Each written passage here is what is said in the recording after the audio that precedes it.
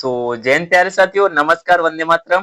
कैसे हैं आप सभी? उम्मीद करता हूँ बढ़िया होंगे, मस्त होंगे और अपनी पढ़ाई में अच्छे से डटे होंगे, लगे होंगे। ओके।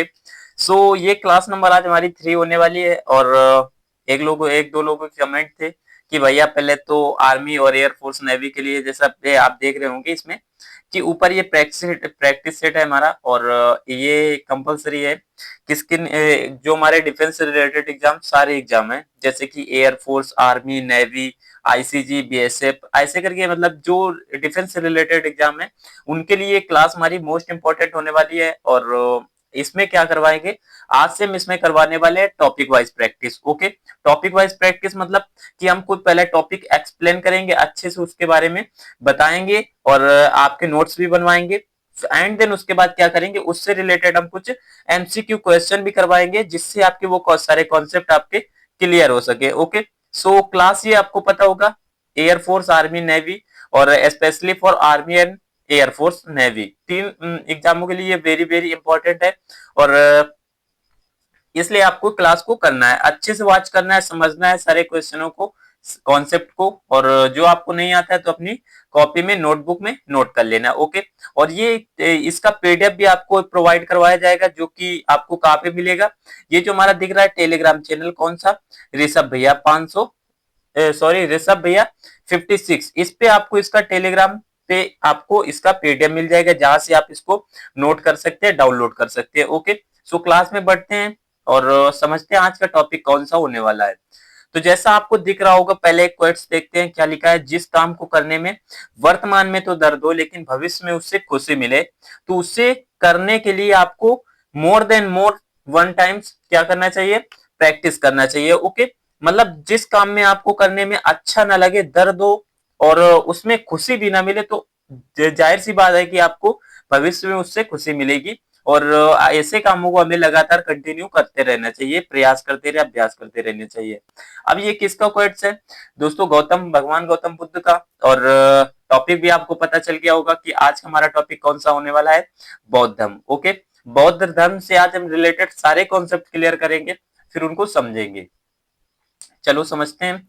तो एक चीज और आपको इंपॉर्टेंट है कि ये हमारा सेकंड यूट्यूब चैनल है, जिसमें हमारी 800 प्लस 8 के मतलब 800 प्लस फैमिली कंप्लीट हो चुकी है और आपको भी अपना सपोर्ट बना है। इससे क्या होता है कि इसमें मैं अपने सारे नोटिफिकेशन, वीडियो और जो अपडेट्स आता है डिफेंस के अकॉर्डिंग, तो उनको इस पे आपको इन्फॉर्म करता रहता हूँ। तो आपको इसमें भी सपोर्ट करना है प्लीज। ओके। बढ़ते हैं क्लास की तरफ बिना किसी देरी के। ओके। चलो समझते हैं।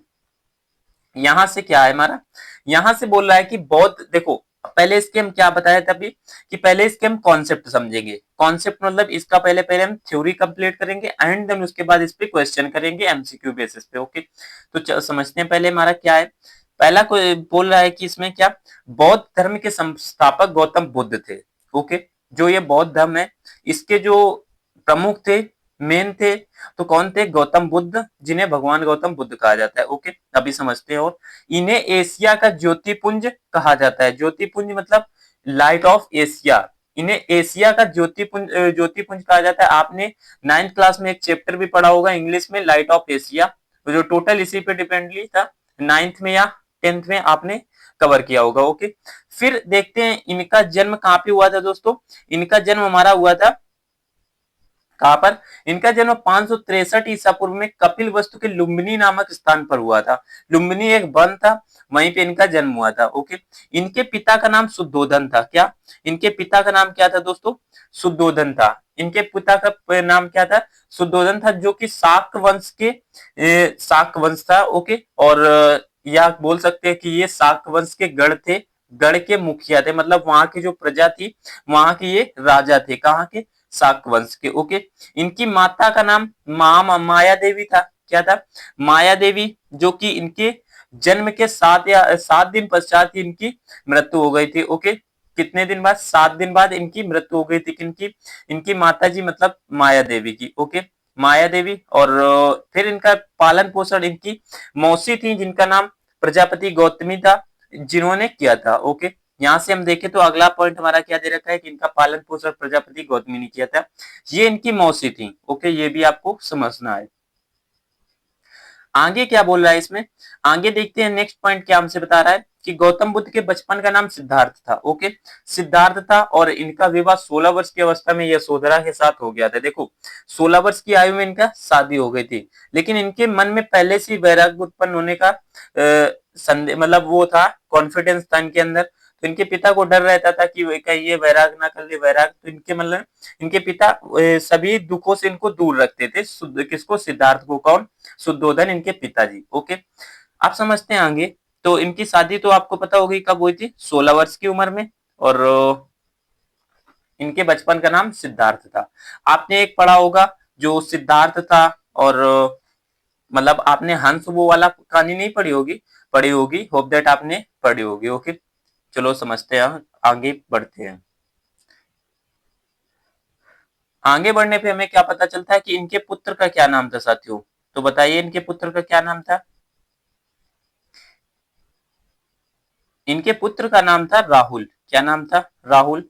और सिद्धार्थ ने लोगों को दुख से दूर करने का निश्चय लेते हुए 29 वर्ष की आयु में गृह त्याग कर दिया, मतलब ये गृह को छोड़ दिया था। ओके, अपने घोड़ा और घोड़ा चेतक और ओके इनके साथ में, और एक इनका मंत्री था उनके साथ में, छंदक और चेतक ये थे, दोनों लोग एक साथ में जा रहे थे। तो वहीं पे इनको कोई दुखी व्यक्ति दिखे तो उनके उनसे पूछा दुख का राज क्या, मतलब उनके मन में फिर एक वैराग्य टाइप में उत्पन्न हो गया, और वहीं से ये क्या हुआ, गृह त्याग उसी दिन से इन्होंने कर दिया था। तब इनकी एज कितनी थी, 29 ईयर्स थी। ओके, जिसे बौद्ध धर्म के क्या, बौद्ध धर्म में क्या कहा जाता है, महाविनिष्क्रमण, विनिष्क्रमण कहा जाता है। क्या कहा जाता है, महाविनिष्क्रमण कहा जाता है। ओके, बुद्ध ने सर्वाधिक उपदेश कहाँ दिए, श्रावस्ती में। कहाँ पे दिए, श्रावस्ती में। अभी आपको बताएंगे श्रावस्ती पड़ता कहाँ है, और ये सब इससे रिलेटेड बताएंगे। ओके, चलो और देखते हैं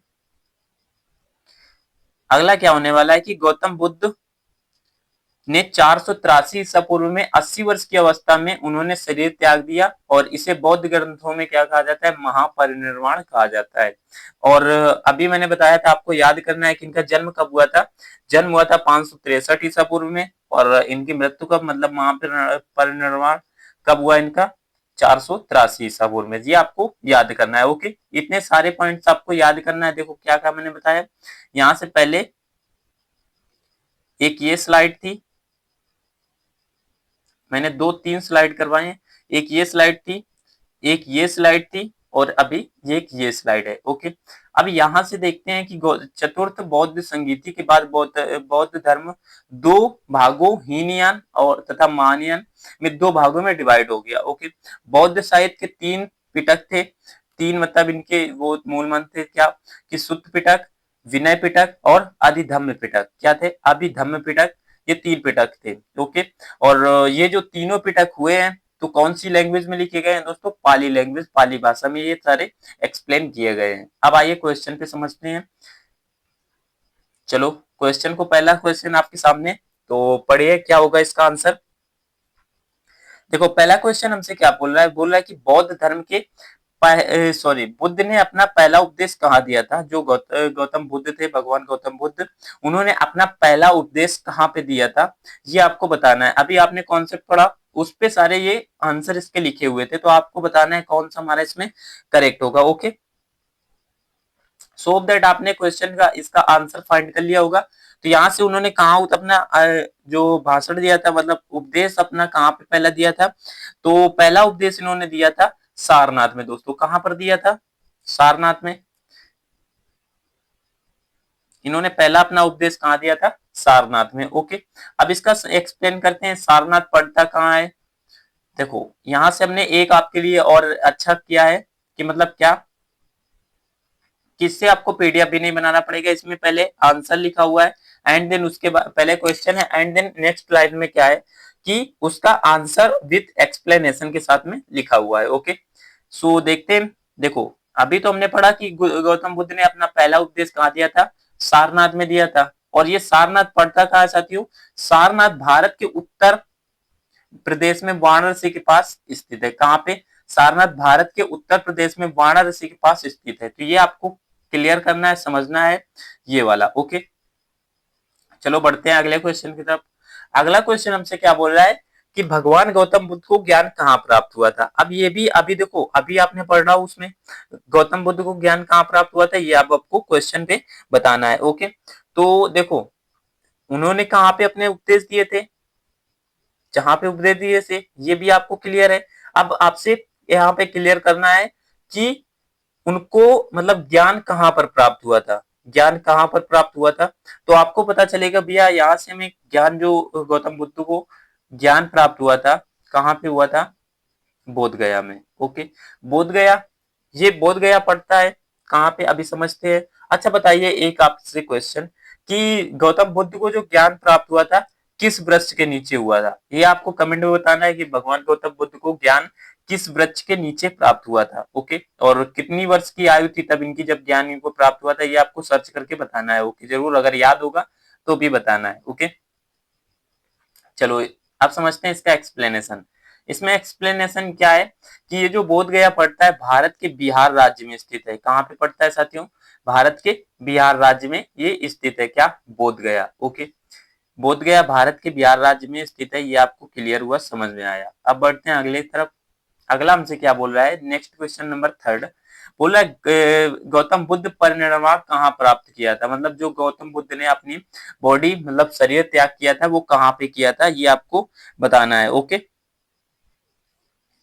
सो दैट आपको, होप दैट आपको क्लियर होगा, ये क्वेश्चन भी इजी है, समझ में आया होगा, मतलब इजी है तो सभी को पता होगा कि जो गौतम बुद्ध थे उन्होंने अपना देह त्याग कहाँ पर किया था, शरीर का त्याग कहाँ पे किया था, जहाँ पे कुशीनगर में किया था साथियों। कहाँ पे किया था, कुशीनगर में किया था, कुशीनगर। ओके, यहीं पे इन्हें परिनिर्वाण कहा जाता है, उसे जो जिस दिन इन्हें इन्होंने बॉडी त्याग किया था उसे क्या कहा जाता है, परिनिर्वाण। ओके, चलो यहाँ पे कुछ एक्सप्लेनेशन लिखा है, इसको भी क्लियर करते हैं। क्या दे रखा है, पहले तो आपको ये क्लियर करना है कि परिनिर्वाण कुशीनगर में हुआ था। कुशीनगर अब पड़ता कहाँ है। ओके, ये कुशीनगर जो था, कुशीनगर नाम से जाना जाता है, जिसे पहले क्या कहते थे, कुशीनारा। ओके, ये हमारा पहले का इसका नाम था कुशीनारा, जिसे अब क्या कहते हैं, कुशीनगर। ओके, सॉरी, यह भारत के उत्तर प्रदेश में स्थित है, क्या, कुशीनगर जो है भारत के उत्तर प्रदेश में स्थित है, ये आपको समझना है। ओके, कहाँ पे स्थित है साथियों, भारत के उत्तर प्रदेश में स्थित है। आइए अब बढ़ते हैं अगले क्वेश्चन नंबर 4 की तरफ। त्रिपिटक शास्त्र किस धर्म से संबंधित है, अभी आपने पढ़ा लास्ट में, लास्ट वाला पॉइंट था शायद, लास्ट से सेकंड या थर्ड था। ओके, तो उसमें आपने पढ़ा कि गौतम बुद्ध के कितने त्रिपिटक, कितने पिटक थे, तो आपने सभी पढ़ा। ओके, तीन त्रिपिटक थे, इसलिए उसे त्रिपिटक कहा गया। अब ये देखो कहां से,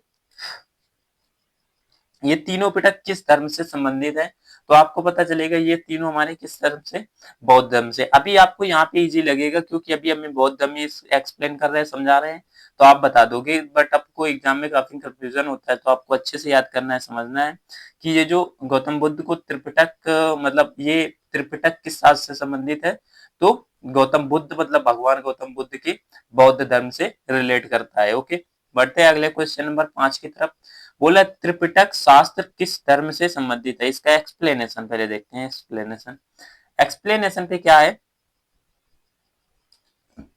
यहां से बोल रहा है कि वे महात्मा बुद्ध के परिनिर्वाण के प्राप्त बाद शिष्यों द्वारा रचे गए थे। कुछ दिन बाद, मान लो मान लेते हैं कि कुछ दिन बाद बुद्ध के शिष्यों द्वारा ये तीनों पिटक रचे गए थे, इन्हें त्रिपिटक कहा जाता है।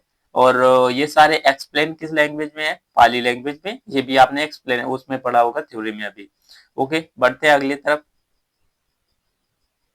अगला हमसे क्या बोल रहा है, क्वेश्चन नंबर 5, कि प्रथम बौद्ध परिषद डॉट डॉट में आयोजित की गई थी। ओके, जब गौतम बुद्ध का परिनिर्वाण हो गया था एंड देन उसके बाद एक परिषद बनाई गई थी, सभा बनाई गई थी, जहाँ पे कहाँ पे आयोजित की गई थी, ये आपको बताना है। ओके, तो जहां से हमें पता चलता है ये कहाँ पे बताई गई थी, तो यहाँ से हमें पता चलता है कि ऑप्शन नंबर जो हमारा कौन सा होने वाला है, राजगृह, ऑप्शन नंबर बी, ये हमारा एकदम करेक्ट होने वाला है। कौन सा, राजगृह पे इन्होंने, यहाँ पे आपको ये करेक्ट करना है, मिस टाइप हो गया है।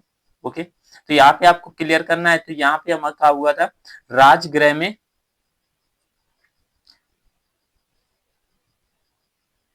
कहाँ पे हुआ सर साथियों, राजगृह में,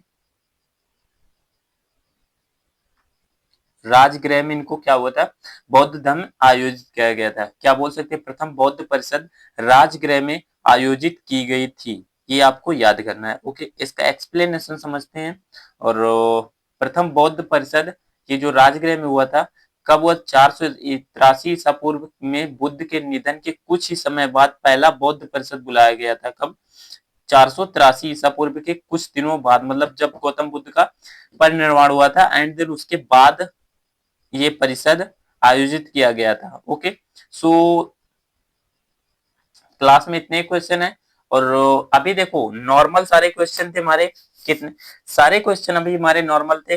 अब लेवल 1 हो गया हमारा, लेवल 2 कल इसका कंप्लीट करेंगे, सारे क्वेश्चन इसमें कल कवर करवा देंगे। सो आपको कल वाले नेक्स्ट क्लास में जरूर जुड़ना है, और ये क्लास आपको कैसी लगी कमेंट में जरूर बताना है। ओके, और इसका पीडीएफ पाने के लिए जो आपको टेलीग्राम चैनल दिख रहा है ऋषभ भैया 56, इसको आपको ज्वाइन करना है। ओके, सो मिलते हैं नेक्स्ट क्लास में, तब तक के लिए जय हिंद, वंदे मातरम, ख्याल रखिए अपना, बेस्ट ऑफ लक।